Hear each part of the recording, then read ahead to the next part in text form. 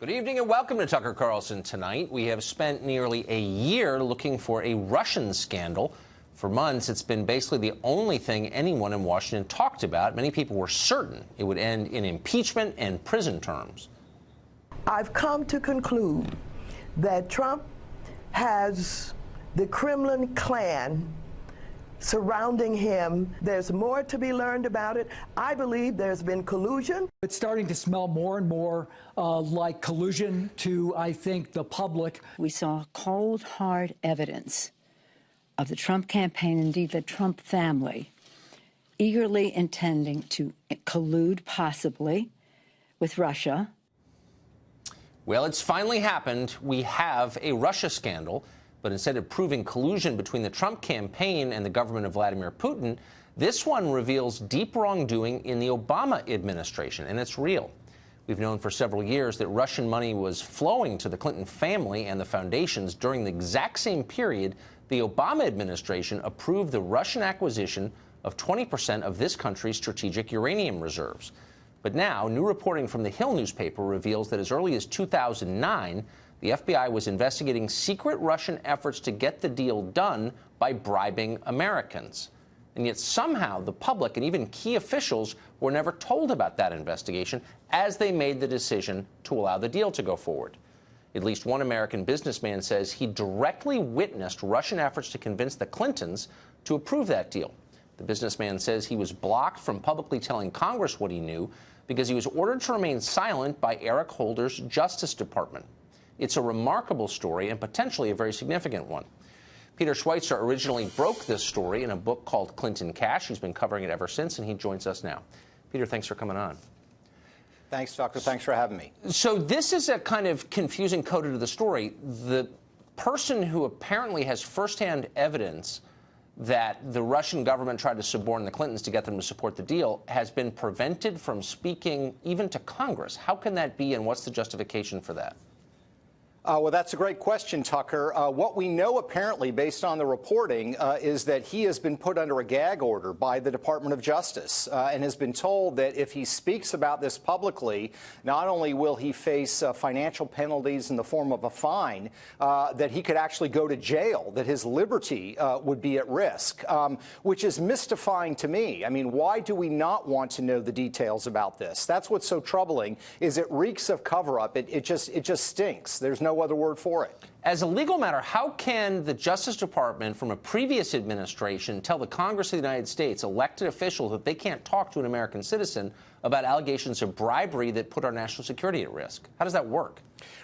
Well, it really shouldn't work and can't work. And what I mean is the Department of Justice today, under President Trump, Attorney General Sessions, could tomorrow come back and say we are removing this gag order, that we believe that there's a compelling national interest to know. We want this individual to testify before Congress. We want the public to know exactly what went on. So this is not something that's unbreakable, but it just simply takes a request from the Department of Justice to remove that gag order. If that gag order is not removed, I think it's doubtful this businessman's going to want to go public because he doesn't want to be put in legal jeopardy. So back to the core question, the approval of this deal, Uranium One, purchased by a Russian company, giving the Russians, in effect, control of 20% of our uranium supply. The office of then Secretary of State Hillary Clinton said basically she had nothing to do with the approval. Right. Is that right. true? How could that be true?